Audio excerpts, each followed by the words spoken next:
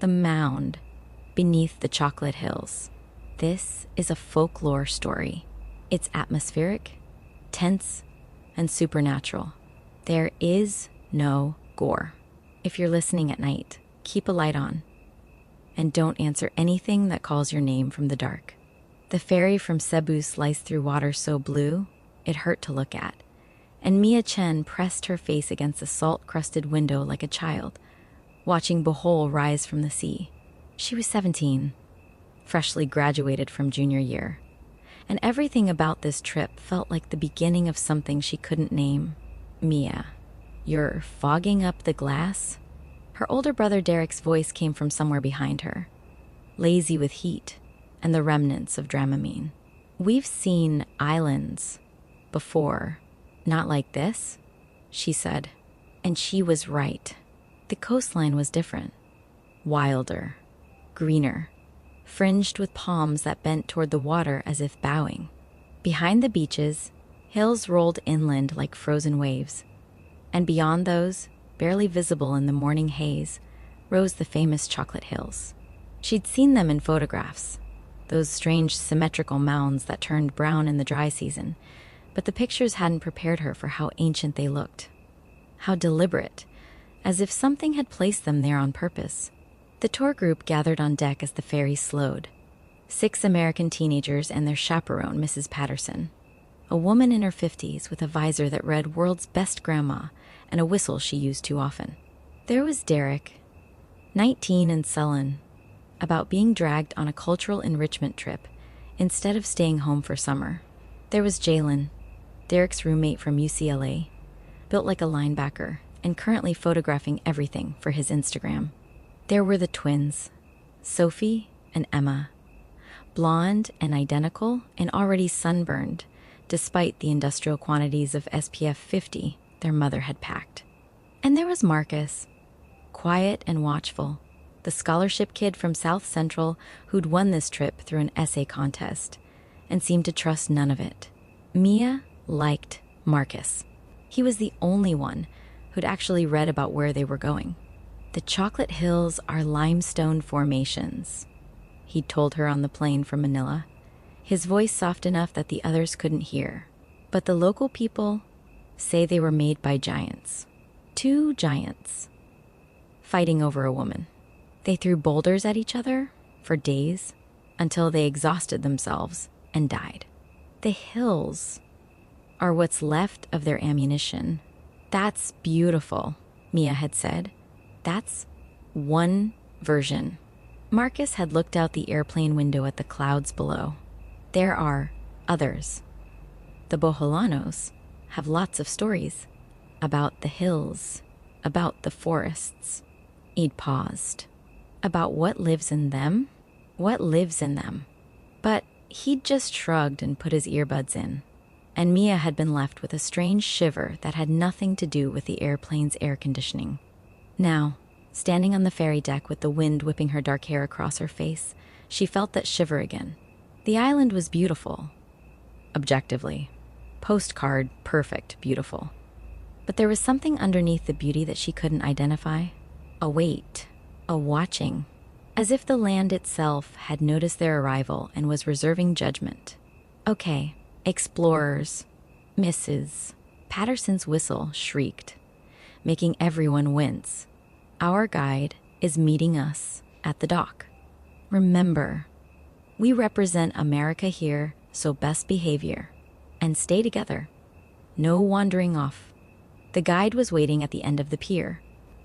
A small woman in her 30s with sun-darkened skin and eyes that seemed too old for her face. She wore a simple cotton dress and sandals, and she held a hand-painted sign that read Patterson Group in neat letters.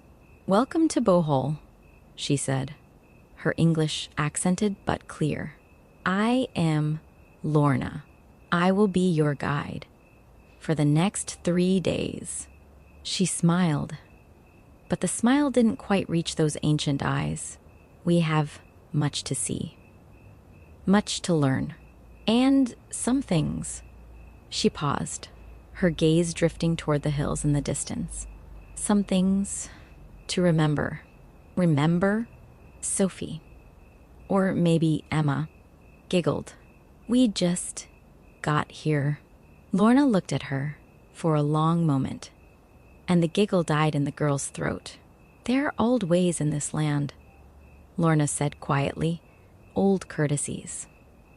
The land remembers them, even if visitors forget.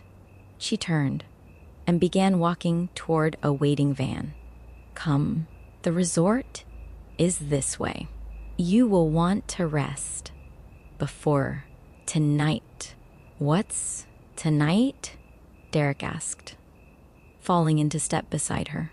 Tonight, we see the fireflies on the river. Very beautiful. Very, Lorna seemed to search for the word. Very close to the forest.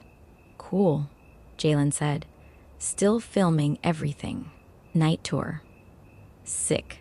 Mia noticed that Lorna flinched slightly at the word sick, as if it were an insult rather than slang. She also noticed that as they loaded into the van, Lorna whispered something under her breath, something that sounded like tabi tabi po, and touched the earth briefly with her fingertips before climbing into the driver's seat. Marcus noticed it too. His eyes met Mia's, and he mouthed a single word, careful. The van rumbled to life, and they drove inland, toward the hills, toward the forests, toward something that was waiting with a patience older than memory. By afternoon, the resort looked perfect from a distance. The resort was exactly what Mia had expected. Thatched roof cottages arranged around a central pool, hammocks strung between palm trees, a restaurant that served both local dishes and familiar American food for the tourists who couldn't handle actual flavor. It was beautiful and sterile and felt like a movie set, which was probably the point. Their rooms were clustered together at the far end of the property, near where the manicured grounds gave way to wild vegetation. A low stone wall, barely knee-high, marked the boundary between the resort and the forest beyond. Someone had placed small offerings along the wall, rice wrapped in leaves, tiny cups of something that might have been wine, what looked like children's candy. What's all that about? Emma asked, poking at one of the offerings with her sandaled foot. Don't touch that. Lorna's voice was sharp enough to make everyone freeze. She was standing in the doorway of the cottage she'd been showing them, her face suddenly pale beneath her tan. Never touch the offerings. Sorry. They are not for you. Lorna took a breath, visibly calming herself. They are for the duwende, the little people. They live in the mounds, in the anthills, in the old places. We leave offerings, so they will leave us in peace, little people. Jalen laughed. Like leprechauns? No, Lorna's voice was flat. Not like leprechauns. Duwende are not friendly. They are not evil. Most of them, but they are not friendly. They are old, very old, and they do not like to be disturbed. What happens if you disturb them? Marcus asked quietly. Lorna looked at him for a long moment, and something passed between them. Recognition, perhaps, or warning. They take things, she said finally. They lead you astray. They make you forget where you are going, who you are, and sometimes, she stopped. Sometimes what? Sometimes they take you, and you don't come back. Not the same. Anyway, Lorna squared her shoulders. But this is silly talk for a sunny day. Rest now. Eat. Swim. Tonight, we see the fireflies. And everything will be beautiful. Just, she pointed at the stone wall. Stay on this side. Always. And if you must cross, for any reason, say tabi tabi po. It means, excuse me. But more than that, it means, I see you. I respect you. Please let me pass. Tabi tabi po. Mia repeated softly. Lorna smiled at her. and this time the smile reached her eyes. Good. You. Listen. That is rare. She glanced at the others. 3:00. We meet at the van. Don't be late. She left. And for a moment, no one spoke. Then Derek laughed, too loud, breaking the spell. Well, that was creepy as hell. Little people. Offerings. What is this? A Halloween attraction. It's their culture, Mia said quietly. It's superstition. Derek dropped his bag on the cottage floor. Whatever. I'm going to the pool. Coming, Jay?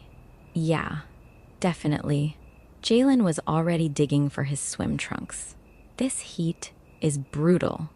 Sophie and Emma followed the boys out, and Mia found herself alone with Marcus in the shadowy cottage. The ceiling fan turned slowly overhead, barely disturbing the humid air. You believe her? Marcus said. It wasn't a question. I believe she believes her.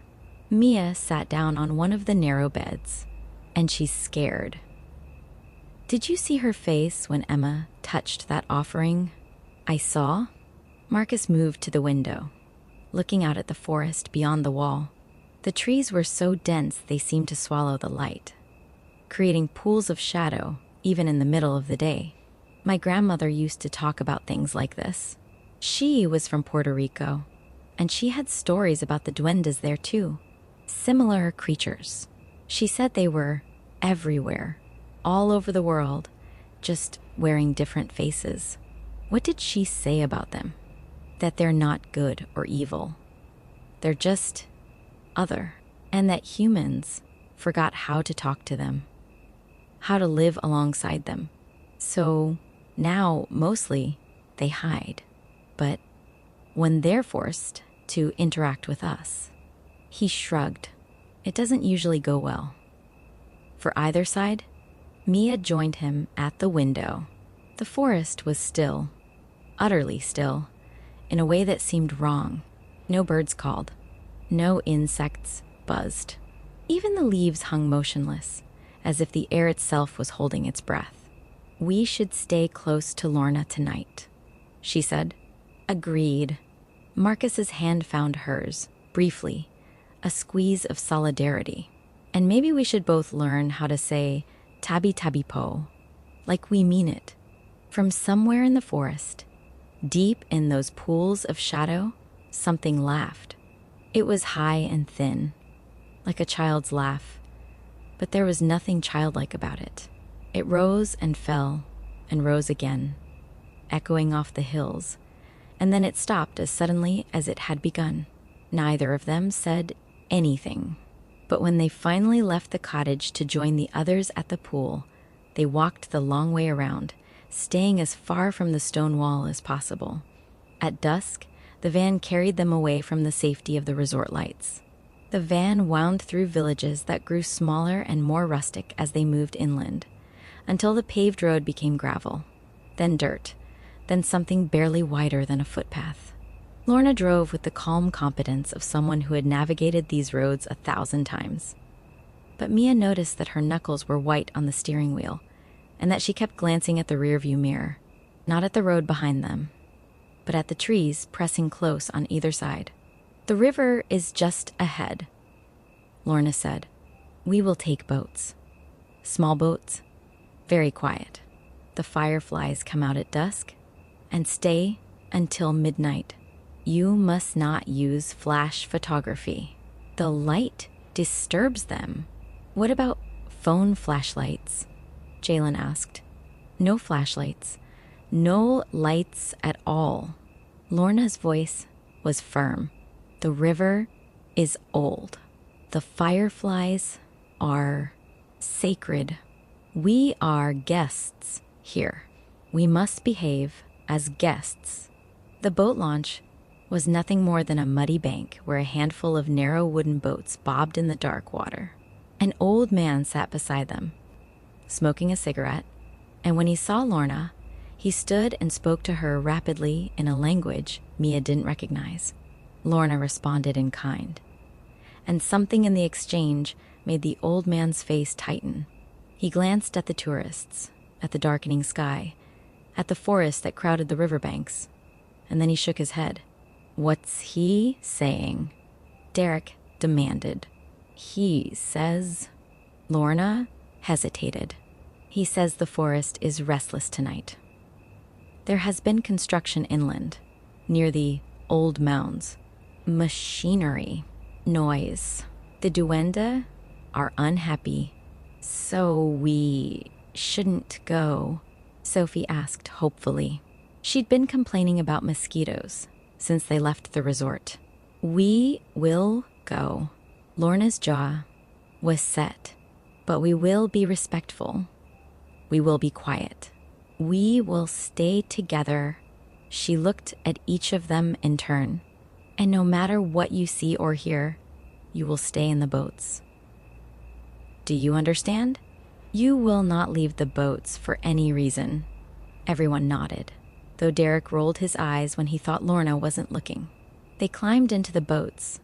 Mia, Marcus, and Emma in one, Derek, Jalen, and Sophie in another, with Mrs. Patterson and Lorna in the third. The old man pushed them off from the bank with a long pole, murmuring something that might have been a blessing or a warning. The river was glass still and surprisingly cold. As they drifted away from the launch, the sounds of the village, dogs barking, children playing, motorcycles passing, faded until there was nothing but the soft splash of paddles and the rustle of unseen things moving through the reeds. The sky darkened from gold to pink to deep purple. And then, all at once, the fireflies appeared. Mia gasped. She couldn't help it. The trees on either bank had erupted with light.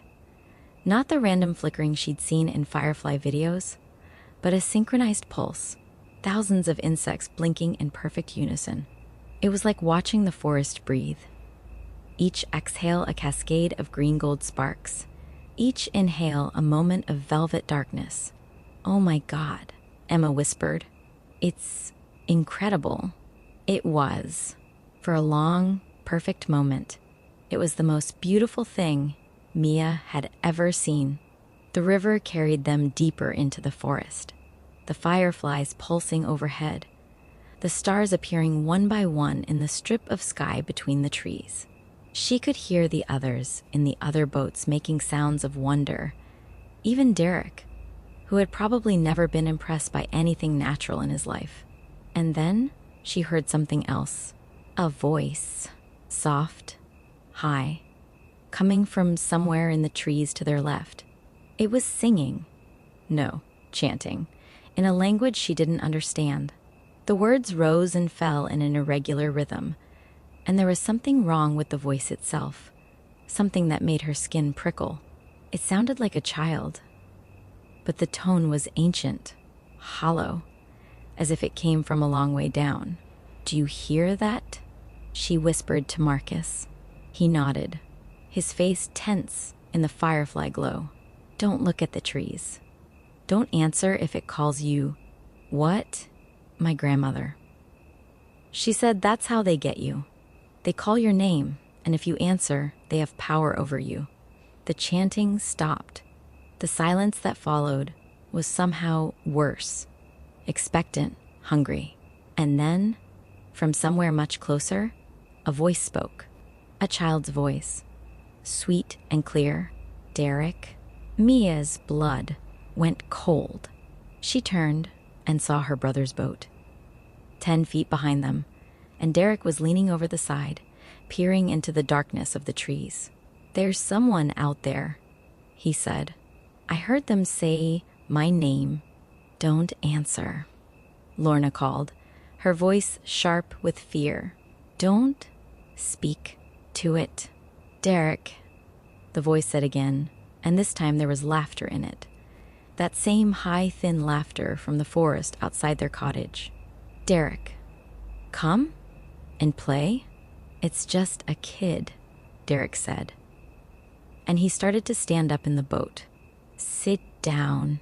Jalen grabbed his arm. "Dude, what are you doing?" "There's a kid," In the forest, Derek's voice was strange, distant. She needs help. Can't you hear her? I don't hear anything, Jalen said. Just the bugs and the water. Derek, sit down. But Derek wasn't listening. He was staring at a point in the trees, his eyes wide and fixed. And Mia saw with horror that he was smiling, a slack, dreamy smile that looked nothing like her brother. Derek. She didn't think, just acted, grabbing the paddle from Marcus and driving it into the water, pushing their boat back toward her brothers. Derek, look at me. Look at me right now. He turned, slowly, and for a moment she saw something else looking out through his eyes, something old and cold and curious. Then he blinked, and it was just Derek again, confused and a little scared. Mia? What? He looked around. Why am I standing up? Sit down, Lorna said, paddling up beside them. Her face was pale as bone. Sit down and don't speak again until we reach the dock. None of you. Do you understand? They understood. They sat in silence as the boats turned and headed back toward the launch, the fireflies still pulsing overhead, beautiful and indifferent. And from the trees, the laughter followed them, rising and falling like breathing, until the lights of the village appeared and drowned it out. The next morning, the screaming began. That night, Derek couldn't sleep. He said it was the heat, the unfamiliar bed, the weird food at dinner. But Mia saw how his eyes kept drifting to the window, to the forest beyond the stone wall. When he finally dozed off around 3 a.m, he murmured in his sleep, words that weren't English, weren't anything she recognized, words that made her press her hands over her ears and burrow under the covers like a child hiding from monsters. She must have slept eventually, because she woke to screaming. It was Sophie, or Emma, impossible to tell, and the scream cut through the dawn like a blade. Mia was out of bed and running before she was fully awake, bursting out of the cottage to find both twins standing at the stone wall, pointing at something on the other side. He's out there, Sophie sobbed. Derek's out there. Mia's heart stopped. She pushed past the twins and looked over the wall. And there he was, her brother, still in his pajamas, walking slowly into the forest. He was maybe 50 feet from the wall, his bare feet leaving prints in the soft earth, and he wasn't looking back. Derek. She didn't think about Lorna's warnings, about the offerings, about Tabby Tabby Po. She vaulted over the wall and ran after him. Derek, stop. He didn't stop. He didn't even turn around. He just kept walking, deeper into the forest, toward something Mia couldn't see. The trees closed around her as she ran, branches whipping her face, roots catching at her feet. The air was thick and wet and smelled of rotting vegetation. And somewhere ahead she could hear that voice again, that sweet child's voice, singing, Derek, please. She caught up to him in a small clearing. He was standing at the base of a mound. An anthill, she thought at first. But no, it was too big, taller than Derek, made of packed red earth and covered with symbols she didn't recognize. The mound pulsed. That was the only word for it. Like a heartbeat. Like something alive. He came, Derek said, and his voice was dreamy again, distant. I told you he would come. Who are you talking to? Mia grabbed his arm, tried to turn him around. Derek, wake up. We need to go. Too late, said a voice from the mound. He's already mine. Mia looked up, and she saw it. It was small, barely 3 feet tall, but there was nothing cute or whimsical about it. Its skin was the color of dried blood, rough and bark-like, and its face was wrong somehow, the features just slightly off from human. The eyes were the worst part. They were huge and black and utterly empty, like holes punched through the fabric of reality. Duwende? She whispered. Clever girl. The creature smiled, revealing teeth that were too sharp, too numerous. Your brother was not so clever. He answered when I called. He came when I summoned. Now he belongs to the Mound. No, Mia planted herself between Derek and the creature. No, he doesn't. He didn't know the rules. He didn't understand. Rules? The duende laughed, and the sound was like bones breaking. There is only one rule, girl. Respect. And your people have none. You come to our land. You build on our mounds. You disturb our rest with your machines and your noise and your endless wanting. Why should I show mercy when none has been shown to us? I'm showing it now. Mia's voice shook, but she didn't back down. I'm asking. Please, let my brother go. He's just a stupid kid who didn't know better. Take me instead if you have to take someone. The duende's eyes narrowed. You would trade yourself for him? Yes. For a long moment, the creature said nothing. It studied her with those terrible eyes, and Mia felt it sifting through her thoughts, her memories, her fears. She stood her ground, trembling, and prayed to whatever might be listening. Interesting, the duende said, finally. Foolish, but interesting. It has been a long time. Since a human offered themselves willingly, it tilted its head. A gesture that might have been curiosity. Perhaps there is another way. Name it. Not I, the creature said. I am Tequila, duende of the Red Mound, and I deal only in debts and punishments. But there is another here, in the old places, who might speak for you.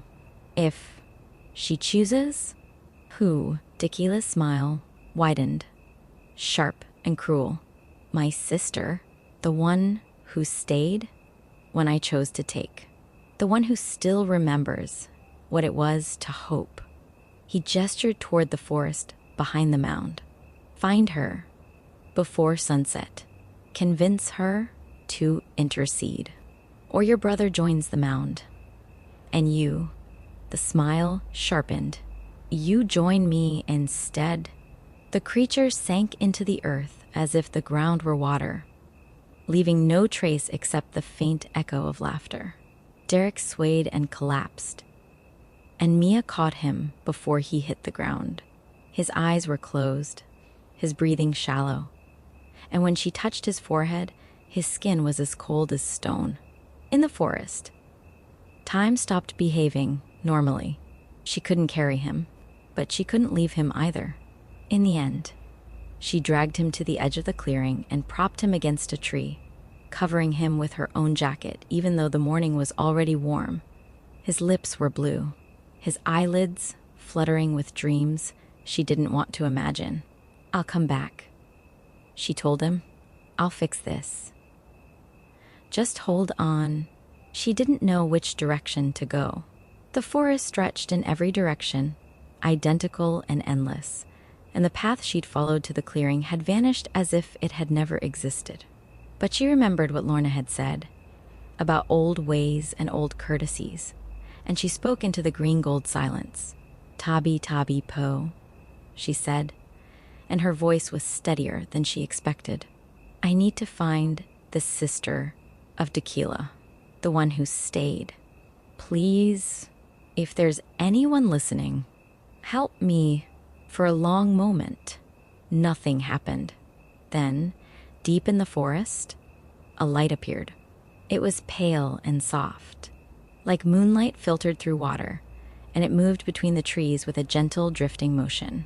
Mia followed it. The light led her through places that couldn't exist.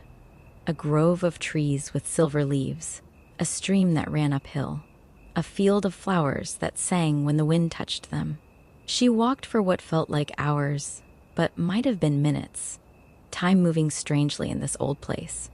And finally, she emerged into another clearing. This mound was different from Tequila's. It was smaller, gentler, covered with moss and tiny white flowers. It looked less like a dwelling and more like a grave. You came. The voice was soft, musical, and unbearably sad. Tequila said someone would come. He likes to play these games, my brother. He likes to watch humans struggle and fail. Are you going to watch me fail too? The light coalesced, and Mia saw her. The white duende was taller than Tequila, almost human-sized, and her skin was the color of birch bark, pale and smooth and marked with faint patterns like lichen. Her eyes were the same huge darkness as her brother's, but there was something else in them, a flicker of warmth, a distant memory of kindness. I am Mayari, the creature said. And no, child, I take no pleasure in suffering. Not anymore. She drifted closer, and Mia saw that she was fading at the edges, becoming transparent in the morning light. Once, my brother and I were the same. We protected this land, guided its people, received their offerings with gratitude. But that was long ago. The people forgot us. And Tequila grew angry. He turned to punishment instead of protection. And She looked down at her translucent hands. I stayed. I remembered. But remembering is not enough to survive. Not when no one remembers you back. I'll remember you, Mia said. I'll tell everyone about you. I'll make them understand. Mayari laughed. But there was no cruelty in it. Ah, child. They always say that. But you will go home to your bright country, your busy lives, and we will become a story you tell at parties. Remember that strange trip to the Philippines? Remember those little creatures in the forest? And then you will stop telling it. And we will be forgotten again. Then what can I do? Mia felt tears building behind her eyes. My brother is dying. Tequila said you could intercede. Please. There must be something. The white duende was quiet for a long moment. The flowers on her mound swayed in a wind Mia couldn't feel. And somewhere in the forest, a bird finally sang. The first natural sound she'd heard since entering the trees. There is a way, Mayari said finally. But it will cost. Not you. Your brother is beyond that kind of bargain now. It will cost me. Cost you what? The last of what I am. Mayari's form flickered, like a candle in wind. I can give your brother back his soul, anchor him to the world of the living again. But to do so, I must give up my own anchor. I will fade, become part of the land rather than something that walks upon it. No, Mia shook her head. That's not fair. You've been fading already because people forgot you. I can't let you sacrifice yourself. Just because my brother was stupid, it is not about fair. Mayari's smile was gentle, ancient, full of a sorrow that spanned centuries. It is about choice. Tequila chose anger. I choose mercy. That is the difference between us. And it is the only thing that matters. She drifted forward and placed a translucent hand on Mia's cheek. The touch was cool, like spring water, like moonlight made solid. You asked the land for help, child. You said the words. You showed respect. This is not a sacrifice. It is an answer.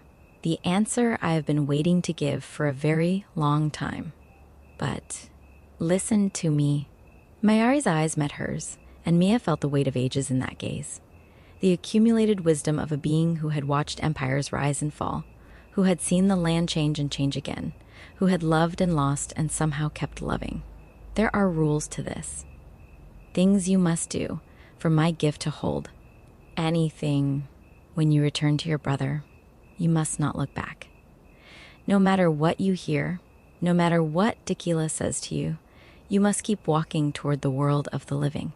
Do you understand? Don't look back. Yes, second. When you reach the stone wall at the edge of the forest, you must leave an offering. Not rice, not candy, something of yourself, a drop of blood, a lock of hair, something that carries your life force. This will seal the bargain and protect your brother from Tequila's claim. Okay. Third, Mayari's voice dropped, became almost a whisper. You must tell the truth. Not to everyone. That would be foolish and dangerous, but to one person. Someone who will believe. Someone who will pass the story on. The old ways are dying because no one speaks of them anymore. If you want my gift to last, you must help keep the memory alive. Marcus, Mia said without hesitation. His grandmother told him about the duendes. He'll believe me. Good? Mayari stepped back, and her form began to dissolve into motes of light, like fireflies in reverse. Go now, child. Your brother is waking, and Tequila grows impatient. Remember the rules. Remember the words. And remember, her voice was fading, becoming part of the wind, part of the rustle of leaves, part of everything and nothing. Remember that we were not always monsters. Remember that some of us chose to be kind. The light scattered, and Mayari was gone, but the flowers on the mound had turned to face Mia, their petals spelling out a word she couldn't read, but somehow understood. Go. The way back was clearer, but the danger was closer. The path back was clear now, as if the forest itself was guiding her. Mia ran, branches parting before her, roots lying flat against the ground, and she didn't let herself think about what she'd seen, what she'd lost, what waited behind her in the darkness of the old places. She found Derek exactly where she'd left him, but his color was better now, his breathing deeper. His eyes fluttered open as she approached, and for a terrible moment, she saw the same emptiness she'd seen in Tequila's gaze. Then he blinked, and it was just Derek, confused, scared, but Derek. Mia, his voice was hoarse. What? Where are we? Don't talk. Don't look around. Just get up and walk. She hauled him to his feet, supporting his weight against her shoulder. We're going home, but you have to trust me. Don't look back, no matter what you hear. Promise me. I don't. Promise me, Derek. Something in her voice got through to him. He nodded, swallowing hard, and together they began to walk. The forest fought them every step of the way. The trees seemed to lean inward, creating a tunnel of green that grew darker and narrower the farther they went. The ground shifted beneath their feet, soft and treacherous, and more than once Mia had to catch Derek as he stumbled. And then Tequila's voice came from behind them. Running away, girl? The words were soft, mocking, carried on a breeze that smelled of rot and old earth. My sister gave you a gift. Did she? Her last gift? How touching. How noble. But gifts from fading things don't last. Your brother will slip away again, and again, and again. And when he does, I will be waiting. Don't look back. Don't answer. Keep walking. She loved you, you know. Tequila continued. Mayari loved all of you. Even when you forgot her. Even when you built your roads and your resorts and your machines that tore up the mounds where our children slept. She forgave you again and again and again. And now she's gone. And I am what remains. Derek's steps were faltering. Mia, someone's talking. Don't listen. It's not real, but it's not real. She gripped his arm tighter, forced herself to keep moving. The light ahead was growing brighter. She could see it through the trees. The golden warmth of the morning sun, the manicured edge of the resort grounds. So close, so close. Derek, Tequila said. And this time, the voice was right behind them, inches from their ears. Derek, turn around. Look at me. See what I really am. Derek's head started to turn. No. Mia grabbed his face with both hands, forced him to look at her instead. Look at me. Look at my eyes.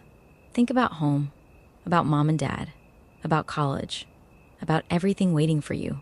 Don't let him win. Tears were streaming down Derek's face, and Mia realized she was crying too. Behind them, she could feel Tequila's presence like a weight, a cold hand reaching for their spines, and she knew with absolute certainty, that if either of them looked back now, they would never leave this forest. Run, she said. Run. They ran. The forest screamed around them. That was the only word for it. A sound of fury and loss and ancient hunger, and branches tore at their clothes and roots rose to trip them, and shadows reached out with fingers like claws. But they didn't look back, and they didn't stop. And then, suddenly, miraculously, they burst through the tree line and fell over the stone wall and landed in a heap on the manicured grass of the resort. Behind them, the forest went still. No screaming, no movement, just trees, ordinary trees, swaying in an ordinary breeze. But Mia knew it was watching. It would always be watching. She pulled a small pocket knife from her shorts. She'd carried it since she was 12, a gift from her grandfather, and pricked her thumb. A bead of blood welled up, bright red in the morning sun, and she pressed it to one of the stones in the wall. "This is my offering," she said, her voice steady despite everything. "For Mayari, for kindness, for remembering." The blood sank into the stone and disappeared, and deep in the forest, so faint she might have imagined it, she heard a voice that was made of wind and leaves and the gentle fall of flower petals. "Thank you, child. Be well." After they escaped, the real cost finally became clear. They found the others in a state of panic. Mrs. Patterson had called the police. The resort staff were organizing a search party, and the twins were inconsolable. Lorna was the only one who seemed unsurprised when Mia and Derek emerged from the forest, scratched and dirty and shaking. "You found her," Lorna said quietly, pulling Mia aside, while Mrs. Patterson fussed over Derek. "The white one." "Mayari? How did you know? Because your brother is still alive?" Lorna's eyes were wet. She was the last of the kind ones. The last who remembered what we were meant to be to each other, the land and its people, the spirits and the living. "I have been leaving offerings at her mound since I was a child." "She's gone now," Mia said. "She gave herself up to save him." Lorna nodded, wiping her eyes. "Then we must make sure her sacrifice was not in vain. We must remember. We must tell the stories. The old ways are dying, yes, but they don't have to die completely. Not if there are still people willing to speak the words." "Tabi tabi po," Mia said. "Tabi tabi po," Lorna agreed. She reached out and took Mia's hand, pressing something small and cool into her palm. It was a stone, worn smooth by time, and carved with the same symbols she'd seen on Tequila's mound. But softer somehow, gentler. "Keep this," Lorna said. "It belonged to Mayari long ago." It will help you remember. And when you are old, and the world seems too bright and too loud, hold it and think of the forest. Think of the fireflies. Think of a creature who chose kindness when she had every reason to choose hate. They left Bohol that afternoon, Mrs. Patterson insisted. And for once, no one argued. Derek slept the entire ferry ride back to Cebu, his head on Mia's shoulder, his dreams apparently peaceful. The others didn't ask what had happened in the forest. They'd seen enough of Derek's state to know they didn't want the details. But Marcus asked. He found her on the ferry deck, staring out at the water, and he didn't say anything at first, just stood beside her, solid and warm, waiting. There were 2 of them, she said finally, brother and sister. One chose anger. One chose mercy. The angry one wanted to take Derek. The merciful one gave up everything to stop him. The duwende, yes. Mia turned the stone over in her hand, feeling its weight, its age, its story. She asked me to remember her, to tell someone who would believe, to keep the old ways from dying completely. My grandmother would say, "That's a sacred trust," Marcus said quietly. "It feels like one." Mia finally looked at him, at his steady eyes and his patient face and his willingness to believe in things that couldn't be explained. "Will you help me?" "Not to tell everyone. That would be dangerous." Mary said so.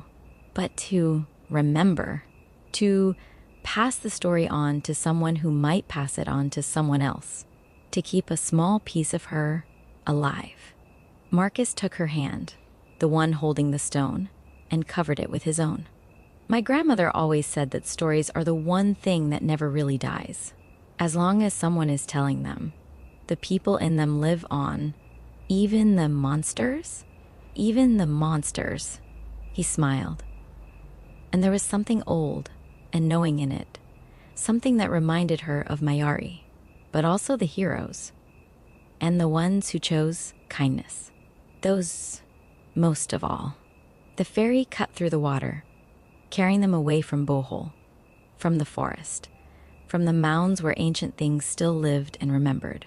Behind them, the Chocolate Hills rose against the darkening sky, and Mia could have sworn, just for a moment, just out of the corner of her eye, that she saw a light moving between them, pale, soft, like moonlight, filtered through water. She raised her hand, just once, and then the light was gone, and there was only the sea and the stars and the long journey home. 20 years later, Mia Chen stood at the edge of a forest in upstate New York, watching her own daughter play among the trees. The stone from Lorna was warm in her pocket, worn smoother now by years of handling, and she touched it without thinking, the way she always did when she needed comfort. "Mom?" Her daughter Maya, named for reasons she'd never fully explained, came running up, clutching a handful of wildflowers. "There's a little house in the forest. A tiny one, made of sticks and leaves. Can I go look at it?" Mia's heart clenched, just for a moment. Then she smiled and knelt down to her daughter's level. "Of course you can. But first, I need to teach you something. Something very important." "What?" "When you walk in the forest, or any wild place, you should always say, 'Excuse me,' before you go in. And you should never touch anything that looks like it belongs to someone else, even if you can't see who that someone is." "Why?" "Because the world is full of things we can't see," Mia said. "Old things, strange things, things that were here long before us and will be here long after. And the best way to live alongside them is with respect." Maya thought about this, her face serious in the way only children can be. "What do I say?" Mia pulled her close and whispered the words into her ear. The same words Lorna had taught her, the same words Mayari had honored with her sacrifice, The same words that had been spoken on that island for hundreds of years before the first foreigner ever arrived. Tabi tabi po, Maya repeated carefully. Did I say it right? Perfectly. Mia kissed her forehead. Now go. Be respectful. Be curious. And if anything ever talks to you from the shadows, don't answer, Maya said solemnly. Don't look. Just come find you. That's my girl. Maya ran off toward the trees, and Mia watched her go, one hand on the stone in her pocket. The forest here was nothing like the forest in Bohol. These trees were younger, thinner, less dense with secrets, but she knew, deep in her bones, that the old things were everywhere, wearing different faces, speaking different languages, but always, always watching. And some of them, she had to believe, were kind. The wind stirred the leaves, carrying with it the scent of wildflowers and old earth. And Mia could have sworn she heard a voice. Soft, musical, unbearably gentle, whisper one word. Remember? Always. She promised. Always. And the forest, old and patient and eternal, seemed to smile. The end. If this story found you in the dark, take a breath. Look around your room. Listen for the ordinary sounds. And remember this: respect costs nothing, but it can save you everything.